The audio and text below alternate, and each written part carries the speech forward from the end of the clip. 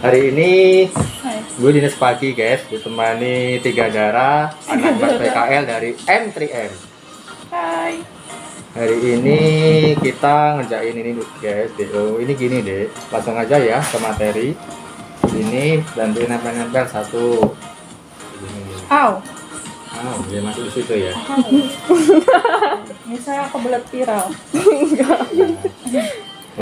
Ditempel gini tujuannya biar perawat kalau masukin obat udah ada nama pasien, nama obatnya sama angka ini jam masuk. Jadi perawat jam 6 pagi ini memasukkan cairan infus buat pasien Bapak Ari Landita itu dasar infus. Nah, ini ditempel satu-satu semuanya, yang udah ditempel jangan ditempel lagi ya. Iya Kak. Siap. Siap.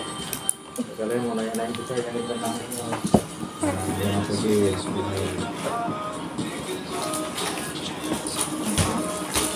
belum kayak gini.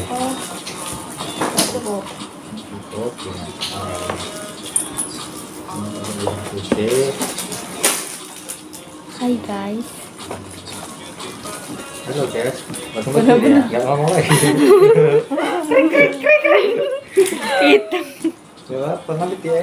Ruangan kelas 2 dan kelas 3. Obat-obat dibagi menjadi 3 kotak, pagi, siang, dan malam guys. Nah, obat-obat yang pagi kita masukkan ke loker pagi, siang ke siang, malam ke malam. Nah gini, ini saya mengajarin adik-adik PKL. Saya ajarin pertama Aulia, sedangkan si Nana sama si Anissa lagi mengemas, lagi sibuk dia, jangan diganggu dulu. Ini yang jam berapa dek? Coba kamu masukin dek, dikasih tahu para sobat channel seputar dunia kesehatan, dunia farmasi. 22 maksudnya ke mana? Ya, masuk ke malam. Nah, kelihatan nggak kan? Obat suntik guys. Kalau di dunia kesehatan namanya obat injeksi, bisa berupa ampul atau vial guys. Kalau ampul itu bentuknya larutan, solution, murni cairan. Kalau vial itu guys, itu bentuk serbuk yang harus dilarutin atau suspensi guys. Nah seperti ini guys, suspensi. Dia nggak ada airnya, perlu dioplos dengan aquabides guys. Nah seperti itu. Ini dimasukin aja deh sesuai jamnya. Tunjukin ke ini guys. Ini jam 14 ya guys. Masuk ke siang ke loker siang. Masukin aja guys. Kenapa harus ditulis di sini guys? Karena loker kita nggak muat, cuma ada 3 pembagian obat pagi, siang, dan malam guys. Jadi obat-obat yang sore karena tidak memiliki loker atau dianaktirikan guys, jadi perlu dibuatkan tulisan sore agar perawat ruangan ketika mengambil injeksi obat tersebut bisa tahu tempatnya. Ini pertama kita ngajarin Kak Nana dulu, obat-obatnya dimasukin sini Kak Nana, di absen dari paling depan Kak Nana. Apa itu? Norages. Ambil Kak Nana, Norages 1. Norages ini kamu sambil ngerjain ya. Norages ini kandungannya metamizol injeksi ya guys. Metamizol injeksi itu NSAID guys, antiinflamasi non steroid. Dengan kandungan metamizol. Metamizol itu nama lainnya metampiron ya guys. Nama obatnya itu biasanya disebutnya itu antalgin. Nama pasarannya antalgin. Dan mempunyai zat aktif metamizol dengan nama lain metampiron guys. Oke, seperti paracetamol memiliki zat aktif para aminofenol dengan nama lain acetaminophen. Seperti juga ini guys, seperti juga aspirin dengan zat aktif asam asetilsalisilat dengan nama lain acetosal. Terkadang di dunia farmasi ini guys, jangan bingung, ada satu obat itu yang bisa memiliki 2-3 nama guys, bahkan ada yang 4, tergantung zat aktifnya, nama kimianya atau latinnya, sama nama yang di pasarannya guys. Jika ada yang lebih senior atau yang lebih penegak mutlak diagnosa seperti dokter, boleh meralat, memberikan kritik dan masukan atau sarannya di kolom komentar ya guys. Yang baik boleh diambil, yang kurang baik boleh dibuang guys, dan saling memberikan informasi ya guys. Besok guys, Norages masukin. Obat yang kedua apa deh? Piracetam 1 gram. Piracetam ini guys, ini bisa obat buat saraf ya. Biasanya dipakai buat pasien-pasien stroke guys. pasien. Asam tranexamatnya berapa yang diminta? 2. 1 gram ya, 1 gram, sedangkan ini 500 mg guys. Jadi kita kalau diminta di resep dokter meresepkan yang 1 gram, kita ambilkan 2. Sebaiknya 10 cc ya guys. Asam tranexamat ini anti pendarahan guys. Kebanyakan dipakai di UGD buat pasien-pasien kecelakaan atau anti pendarahan. Omeprazol dimasukin guys. Obat yang ketiga apa dek? Kasih tahu ke pemirsa dek. Omeprazol. Obat yang ketiga omeprazol injeksi. Omeprazol injeksi ini salah satu obat untuk lambung ya guys. Omeprazol ini golongan pump proton inhibitor guys, donor proton. Jadi obat lambung itu ada 3 golongan guys ya. Antasida itu untuk menetralkan asam lambung. Antasida nama mereknya banyak, ada Dexanta, banyak pokoknya yang kandungannya aluminium hidroksida dan magnesium hidroksida.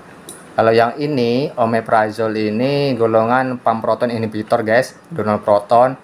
Ini dia cara kerjanya, mekanismenya dia menyumbat langsung di saluran pipa penghasil asam lambung tersebut. Asam lambung yang mengocor ini ditekan oleh ini, disumbat langsung oleh omeprazol pada sumbatannya. Jadi pump proton inhibitor dia, penghalang pompa proton gitu guys. Ini sama aja kayak lansoprazol ataupun pantoprazol, itu lebih tinggi guys ya.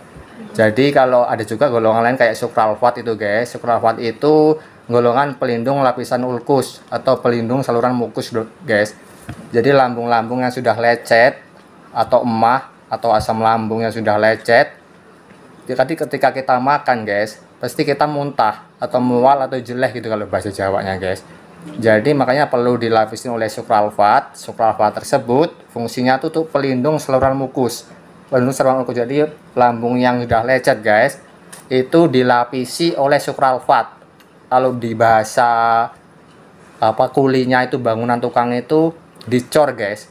Lambung kita tuh dilapisi dulu, dicor, yang sumbatan lukanya itu dicor, dilapisin dulu. Ketika setengah jam sampai 1 jam kita boleh makan. Jadi ketika makanan masuk itu lambung kita sudah terlapisi deh. Jadi fungsinya pelindung saluran mukus. Kalau yang ini omeprazol ini pump proton inhibitor. Jadi dia donor proton, dia pump proton inhibitor. Inhibitor itu penghalang, pump tuh pompa proton. Satu lagi golongan ranitidin guys. Kalau golongan ranitidin itu hampir sama dengan omeprazol.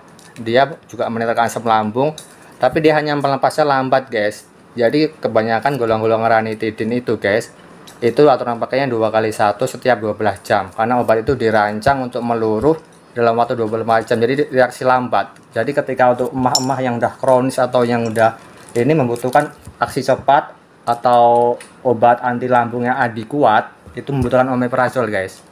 Karena omeprazol ini efeknya cepat dan di lambungnya lebih lama, 12 jam, bisa sampai 24 jam. Kalau yang ranitidin itu aksi lambat guys. Jadi kalau terkena asam lambung yang dadakan itu kalau diobatin ranitidin lama guys.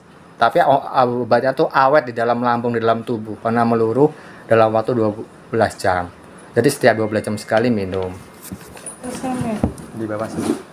Nah, kebetulan obat yang disiapin Kak Olia ini sama persis dengan yang disiapin Kak Nana. Jadi saya hanya perlu menjelaskan obat yang terakhir ini ya guys. Ini obat yang terakhir ini furosemid ini guys. Furosemid ini sebenarnya anti hipertensi, dia untuk anti mengobati darah tinggi, tapi dia golongan diuretik, anti diuretik. Anti diuretik itu guys, itu mempercepat pembentukan urin untuk mempermudah pengeluaran air seni guys. Nah ketika hipertensi atau darah tinggi itu guys, itu penyebabnya karena garam-garam mineral, entah kalium, entah natrium, entah magnesium di dalam tubuh penderita hipertensi itu berlebih. Jadi dia diberikan golongan anti hipertensi yang golongan anti diuretik ini fungsinya. Kan ini tadi fungsi indikasinya untuk mempercepat pembentukan urin, mempermudah pengeluaran air seni. Jadi ketika penderita hipertensi mengkonsumsi furosemid ini guys, dia akan mempercepat pembentukan urinnya guys. Sehingga para penderita tersebut akan mudah mempercepat pembentukan urin, akan mudah kencing guys. Jadi sehingga mempermudah pengeluaran air seni. Ketika dia sudah mengkonsumsi furosemid, pembentukan urinnya dipercepat sehingga mempermudah pengeluaran air seni. Jadi dia gampang kencing guys. Sehingga garam-garam mineral, kalium, natrium, penyebab hipertensi tersebut bisa dikeluarkan, terbuang bersama urin atau hilang bersama urin, guys. Jadi ketika garam-garam mineral tersebut hilang bersama urin, nanti tekanan darah tersebut akan menurun, guys. Ini adalah mekanisme antidiuretik, anti hipertensi golongan antidiuretik ya, guys. Kasih sepetnya, Dik. Sepetnya, yuk belajar. Cara nyiapin sepetnya tahu nggak? Berapa kali tahu nggak? Patokannya. Berdasarkan milinya, Dik. Nah, netonya itu. Kalau misalnya ini kan berapa? 3, berarti ya 3 cc. Kalau ini berapa ini milinya? Enggak, 1 gram dosisnya, milinya, netonya. Sebelah sini tadi kayaknya. Netonya ada nggak? Sebelah mana? Sebelah mana? Lagi. Nggak ada. Ini neto nih. 5 mili. Nah, berarti 5 cc. Nah, gitu. Jadi mempermudah perawat dalam menyiapkan atau mengambil obat tersebut, sediaan tersebut untuk dimasukin ke pasien. Ya, ambil dulu yuk, 3 cc 1. Ini 5 1. Asam transamin berapa cc? Berapa neto maksudnya? 5 mili ya. Karena berhubungnya diminta 1 gram, 5 sama 5 10 mili kan, diambilnya 10 cc. Tapi kalau dia diminta 500 mg, berarti 5 cc. Kalau diminta 1 gram berarti 10 cc. Ayo ambilin. 31, 51, 10 1. 31, 51, 10 1 ini tambahin lagi berapa cc itu? 1 berarti 1 cc. Ini prosemnya 3 cc. Karena dengeran nggak guys suara saya, guys? Saya nggak pakai mikrofon, guys. Beli dulu ya guys. Jadi ya guys, makanya subrek ya guys. Ngomong di situ nggak Beli dulu. nggak apa selain nggak ada serius selain itu kan. Aw.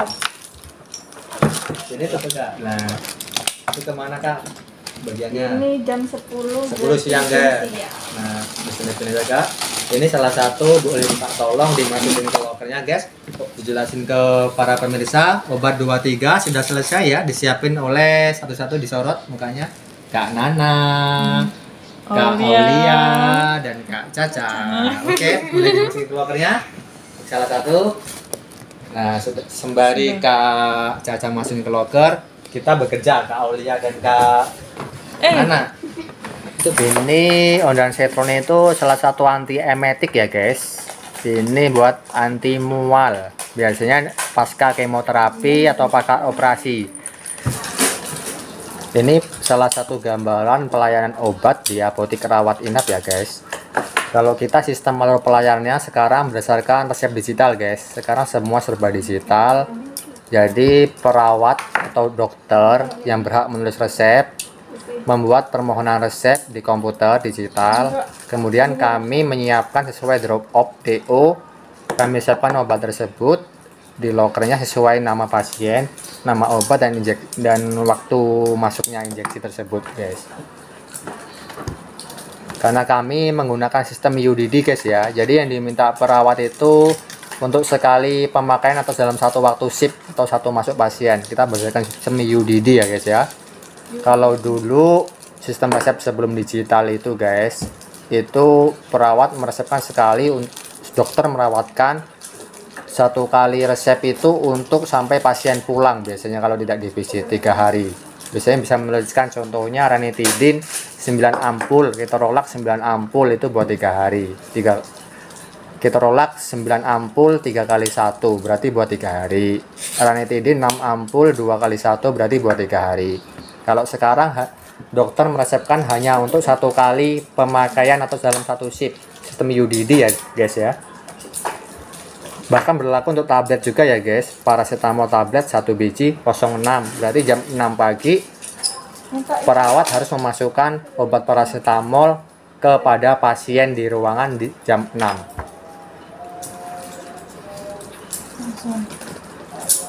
Nah, semoga bermanfaat guys channel saya ini. Jika ada yang lebih berpengalaman sesuai bidang atau profesinya, mohon maaf jika penyampaian saya kurang tepat atau kurang benar. Mohon diralat, diberi masukan, nasihat dan kritik, semoga membangun buat saya pribadi. Jika ada yang baik bisa diambil dari saya, yang kurang baik bisa dibuang. Saya ucapkan terima kasih. Wassalamualaikum warahmatullahi wabarakatuh. Dadah guys. Dadah. Sampai ketemu di channel kita berikutnya ya guys.